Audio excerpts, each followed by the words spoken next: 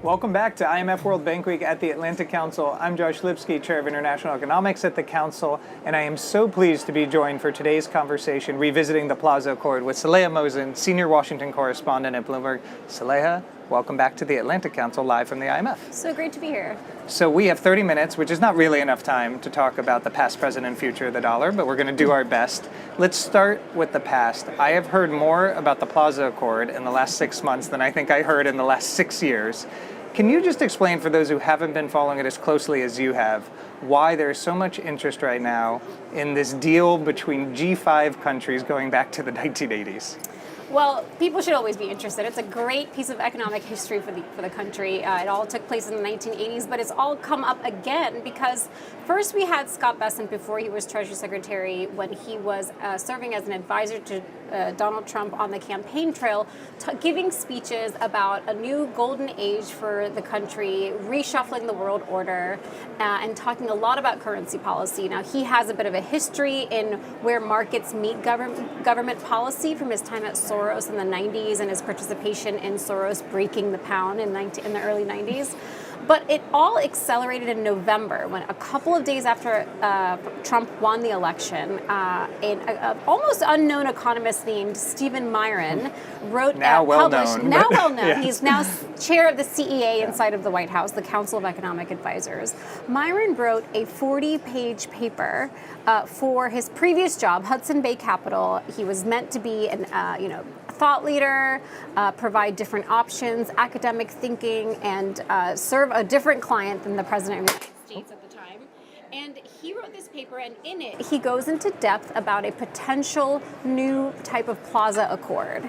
And that would be called the Mar-a-Lago Accord, because the last couple of currency accords have been named after the locations that they've taken place in. So it's a combination of Bessons and Myron talking about this over the past year, and then both ending up inside the administration.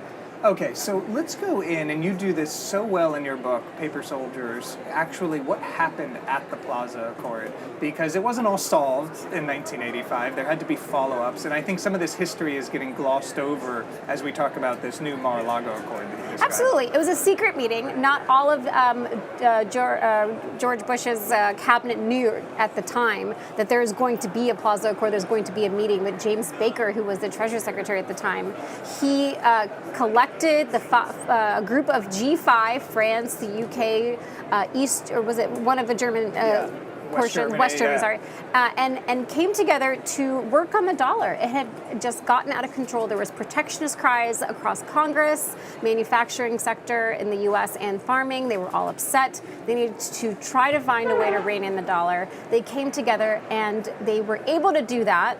And had to come back and do the Louvre Accord in France to sort of undo part of the history. the underreported part of the history. But the thing is that it was a different landscape. In the 80s, the U.S.'s global alliances were different than they are today. Right now, we have a president who's starting trade wars and trying to disconnect from the globe, whereas in the 80s, we were still heading toward a very big era of globalization. So it's a very different landscape. Well, this is what we think about a lot when we think of the Plaza Accord versus Mar-a-Lago Accord. The alliances, the countries that were part of the Plaza Accord, Japan, West Germany, really relying on the U.S. security umbrella. Myron has a very different view of this in the Mar-a-Lago Accord, and of course China would in some way, shape, or form have to be part of a future currency accord. How does that actually play out in practice? Yeah, there's a lot of questions over the realities of it. The one very important thing to say is that Stephen Myron came to Bloomberg TV for one of his very early interviews once he was confirmed at Inside the White House in February and in March, and he reiterated that what he said in his 40-page paper, that this paper is not a policy proposal, a direction to say this is what should happen. This is a menu of options, a catalog of options, and at the time he was not working for Donald Trump. Important caveat. Exactly, and he did reiterate that. So some of this has been a mania that's maybe gotten a little bit out of control, but at the same time, he is someone who thought up a very detailed plan, and he is inside the White House now. And he is talking about how the U.S. dollar definitely has privileges to it and has benefited, but he is now reiterating and amplifying this message that there are burdens to owning the reserve asset. And this kind of goes into Trump's goals to rebalance the U.S.'s economic give and take with the rest of the world. So let's talk about those burdens a little bit, because we hear this phrase, Myron has said it, I've heard him say it to you. What are the actual burdens? Because I think we sometimes gloss over this point, which is really important if this is what is generating the policy proposal, to the extent it is a real policy proposal. Yeah, I mean, there's a couple of those. There's the fact that the US dollar is very, very strong by comparison to other countries, and that the US for a long time, for more than 30 years, has had a policy that we want a strong currency because it reflects a strong economy, and that means Americans have strong purchasing powers to import a lot. But the other side of that coin is that then American exporters are struggling to sell their goods overseas. And so the American manufacturing sector has been hollowed out. You talk about, I'm from Ohio.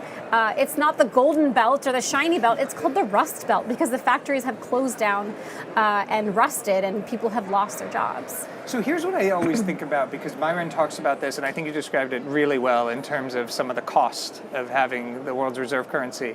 But the U.S. isn't alone in having this hollowed out manufacturing base. We look at Europe and the issues there. Would a weaker currency really solve those issues?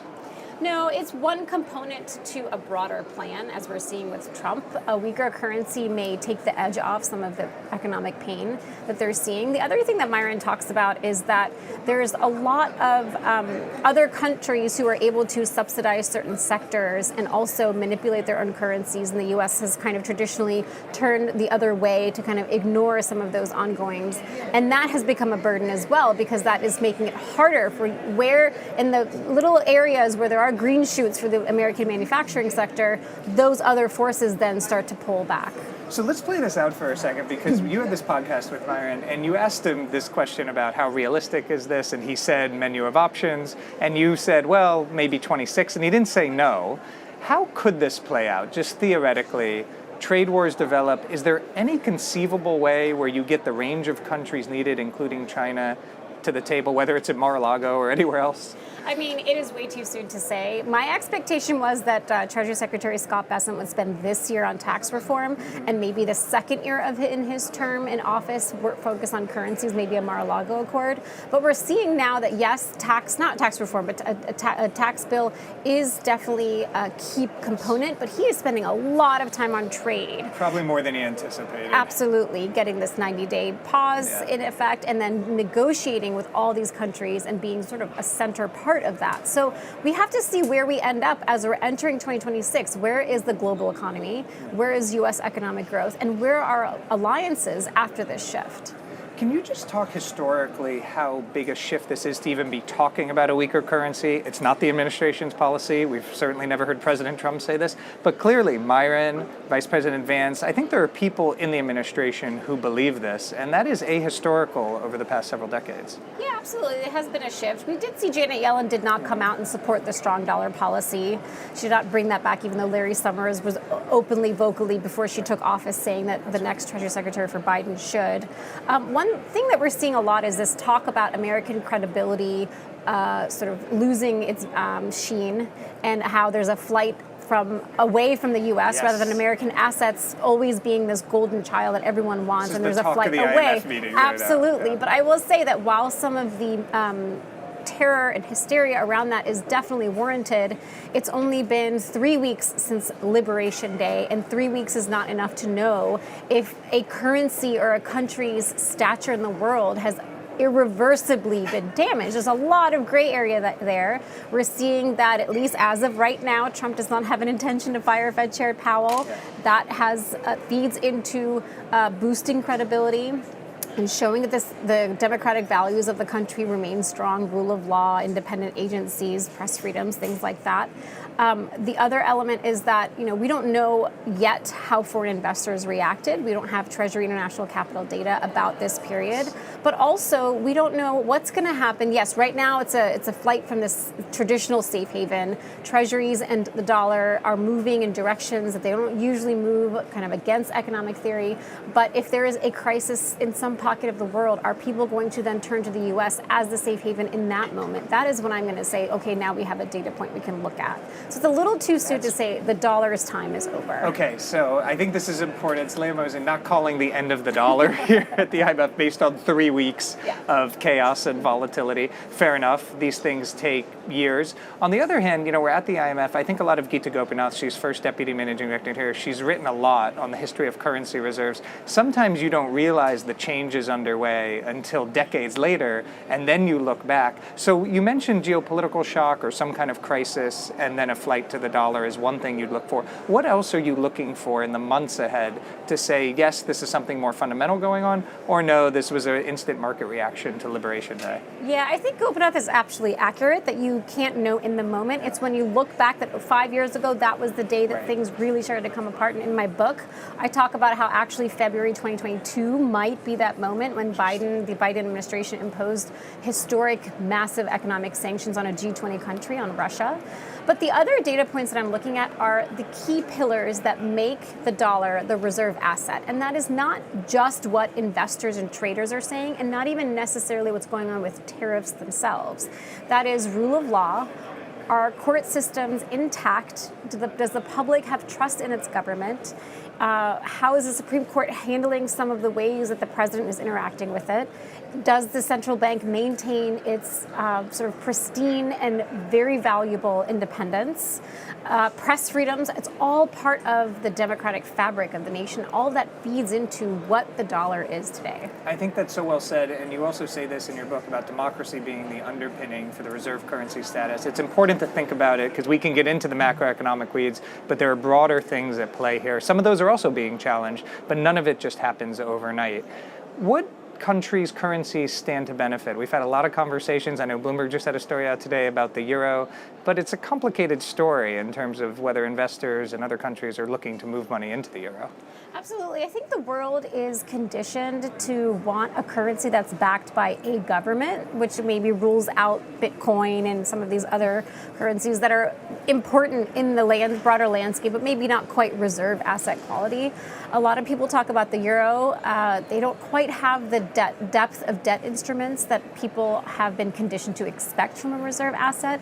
Also today, in the last 2 days, this week at the IMF here in Washington, a couple of finance chiefs based in Europe have said that no, the dollar is the world's anchor currency. So someone has to want to step up, but then also investors in the world has to want to choose another currency. So that's the euro.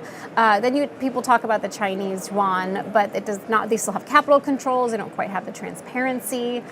Maybe everyone wants to talk about the dollar's reign ending, but no one wants to claim the crown themselves. I guess that's the question. Does anyone want to be the reserve currency, given the burdens you outlined? Clearly, there are burdens, and people these days are forgetting some of the privileges. Maybe the interest is in more multipolarity. Do you buy that argument that no, the euro, the renminbi, they don't want to be the reserve currency, but they wouldn't mind a little diversification? Is that reasonable? It's interesting. I've been thinking a lot about the winners and losers and the dollar losing its dominance, but where I land just now within 3 weeks of tariffs mania kind of hitting the airwaves is that maybe the dollar will remain dominant, but not quite as dominant as it is now. And maybe there's nothing wrong with that. It's okay for things to pull back a little bit. The world may be asking for it. The American electorate may be asking for it in a very different manner. So maybe it is multi-currency where one currency is slightly dominant, but then others also share the burden, share the responsibility, and share the privileges. That makes sense from the macro side, but in your book, you also talk about the national security side of the dollar. I think this is what people outside of Washington might not be following as closely. What benefits do we lose if there is a move away from the dollar, and how we enforce our national security? Look, if the currency's foreign exchange rate value does go down significantly, that means our overseas basing, our military prowess overseas is going to cost more. That's a big hit because we do spend a lot, and our spending is clearly out of control. Our deficits are very, very high right now. That's a problem. The other part to think about here is that the world, big chunk of the world does want to be part of the American security umbrella, and that has its cost. You can see Trump talking about that as well. So I heard this theory about the Mnuchin paper I wanted to ask you, which is the reason it got so much attention is specifically because he used the word Mar-a-Lago Accord. And the reason that that generated attention is because people thought that made it a more realistic policy proposal that he was trying to get in front of the president. Meaning if you were trying to convince the president of something, you use a term like that. How do you think the president feels about the dollar debate, his view on it? Because we haven't heard much from him directly. We haven't, although he is a president who's talked about the dollar more than most of his most recent predecessors, right? In the statement that was released from Donald Trump when Bessons was announced as his Treasury Secretary pick that Friday in November, it said part of the job will be to maintain the dollar as the world's reserve asset. I haven't seen that in other announcements. No. So he is keeping an eye on this, but he also knows that there's academic thinking and then there's just reality of what I need to accomplish this year. But how do you weigh that tension, the reserve currency status that you want the dollar to keep, and I think Trump believes that, the dollar should be the reserve currency, with the weaker dollar push? It seems in conflict with itself. Yeah, it is absolutely in conflict. I've written several stories. You can read a lot about that in various outlets, about how it seems like they want their cake and eat it too. They want a weaker dollar. They want the benefits. They don't want the burdens. You're going to have to pick at some point. So how do you actually get a weaker dollar? Let's say that is the strategy and the policy. Just we'll stipulate that for a second. How do you engineer a weaker dollar without causing major chaos like the and foreign pain? Exchange rate? Yeah, and major pain in the U.S. economy to do it. I mean, there's the artificial way, which is the Treasury intervening, but their exchange major stabilization step. fund, Yeah. First of all, you have to work with the Fed. Yeah. And the ESF, the exchange stabilization fund, has some, let's just say generously $100 billion in it. The currency market is like $7 trillion a day gets traded. So it's kind of not possible in that manner. The Federal Reserve, the junior partner in overseeing currency policy, junior to the Treasury Department, has the interest rate mechanism, but they have a different mandate, right? It's inflation and unemployment. So that's hard to imagine either of those things happening. Yeah. Then there's the sort of macro ways you can do it. If you slow down the U.S. economy or you have what's happening with tariffs, you're causing a flight. But it goes against economic theory, as you said in the beginning. We shouldn't see what we're seeing right now in theory when tariffs go into place. What do you think's going on? Understood it's not de-dollarization, at least in the moment, but there's some sort of concern about U.S. assets that go beyond the state of the currency at the moment. A lot of strategists and Wall Street investors are talking about how there's a loss in confidence in U.S. policymakers generally, and I would say that this kind of started a couple of years ago. You could start that in 2016 and 17 when Trump came on the scene, maybe 2022 with the big sanctions on Russia.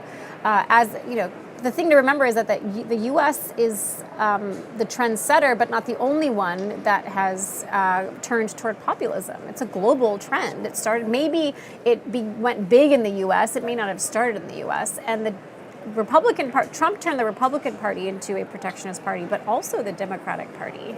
So it's important to remember that this a broader trend is going on here that's coming from the electorate. So you talked about Secretary Bessons, and you wrote this great piece, Secretary Bessons Walking a Tightrope. Encourage everyone to read it. How is he handling this? He probably has more background in currency than almost any Treasury Secretary has ever had.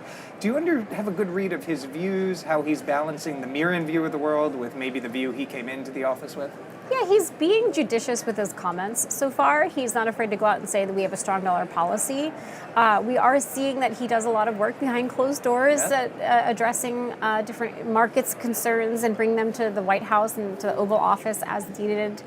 We've seen the 90-day pause came through, and then Trump yesterday did publicly say he has no intention of firing Jay Powell. So we're seeing some there, but in terms of the dollar, it looks like he's targeting the fundamentals rather than the dollar itself. I would love to just see a dollar-focused speech from the Treasury Secretary. Yeah. That would be great, but I think he sees that you have to speak very carefully about it and go to the other components that feed into the foreign exchange rate rather than the foreign exchange rate itself. And do you buy this theory we've heard from others that really what the Secretary wants is to bring yields down? Not happening right now, but do you think that is what the strategy is and the policy priority? And why are they so focused on yields? I think it's important to unpack that. Yeah, that's interesting. It's not just a theory, right? Bessons has said publicly that we should be looking at the tenure. Yeah.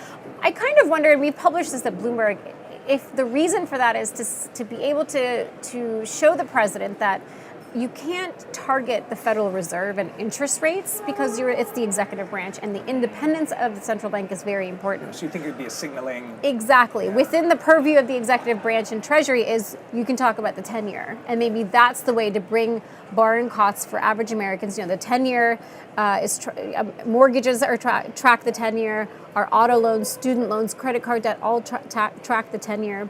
Maybe that's the way to approach juicing the economy rather than trying to push the Fed. I agree with that, and I do think they've diagnosed a real frustration people have, locked up property market, people refinancing at near zero interest rates. So I think that's part of what's going on here, but it's not happening. In practice, we have higher yields, not lower yields. The question is, what can they do to reverse it at this point? I don't know what they can do. There is the quarterly refunding is coming up first week of May or end of April, first week of May at Treasury. We could see what they signal or actually do in terms of debt issuance, if they kind of play with the long-term debt or bring that weighted average maturities forward in order to put a deluge of bonds out there and see if that moves it. We'll have to see what he can do with that.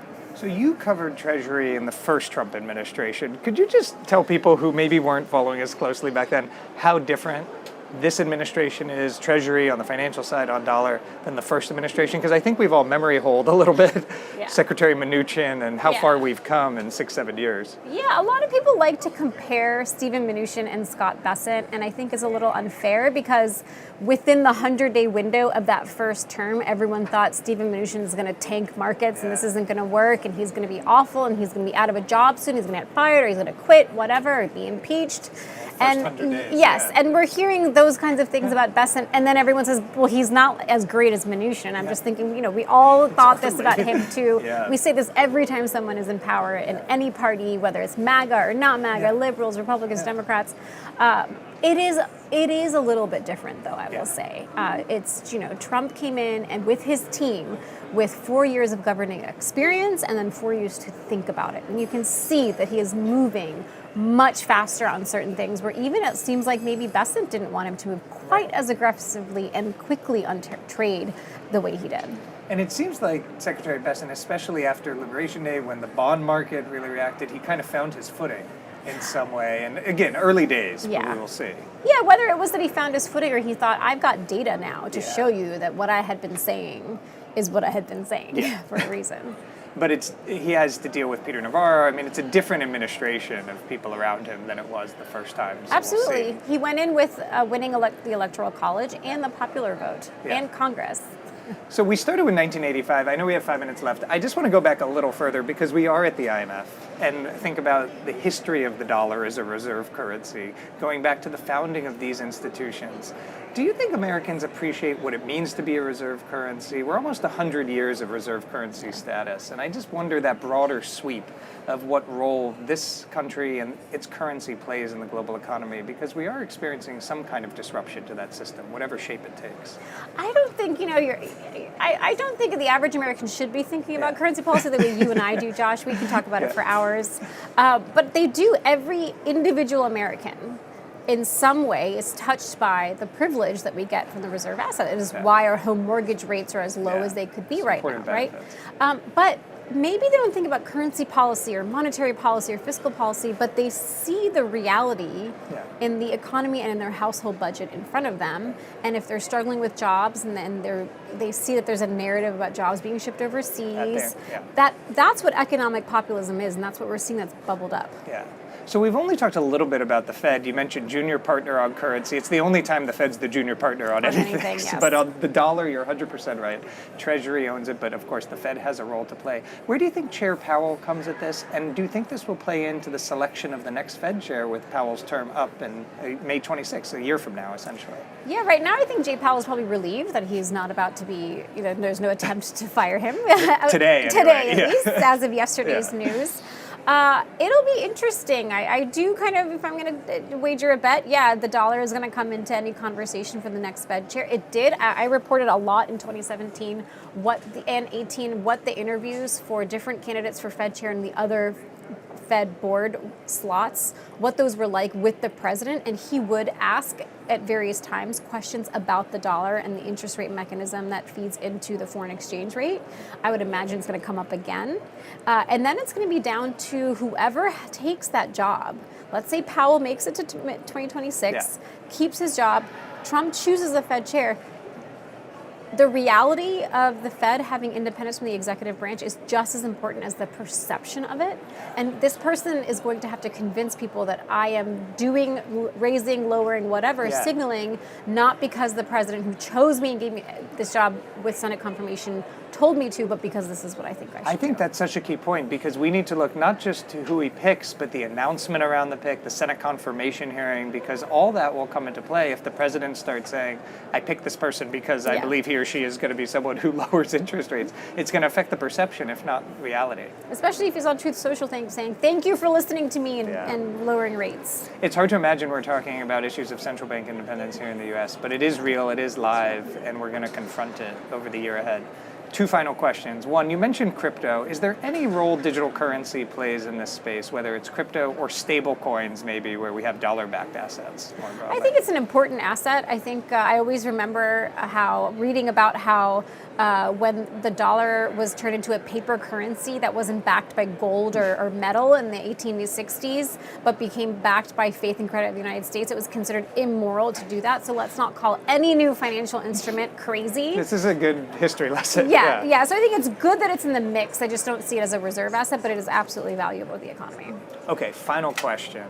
How long will the dollar remain the reserve currency? Saleha, when we will do this every 6 months if you're willing at the IMF meetings. But are there any threats you really see in the long term to the dollar status? No, I would say the long horizon maybe sometimes looks like it's coming closer. Yeah. It's a decade-long shift. Yeah. That you can declare 100 times it's over, but the actual official shift is 100. It's at least a decade. Saleha, thank you. Thank you for the work you do on this topic. It is one of the most important issues in the future of the global economy. It's always a pleasure to talk to you. Encourage everyone to read your book, Paper Soldiers, and your writing on the new Trump administration and how they are navigating dollar policy. Thank you, everyone, for joining us. Our next event starts in 15 minutes, where we do digital infrastructure and lessons from emerging payment systems. Please join us and my colleague Ananya Kumar at 12:45. We wish everyone a good rest of the day.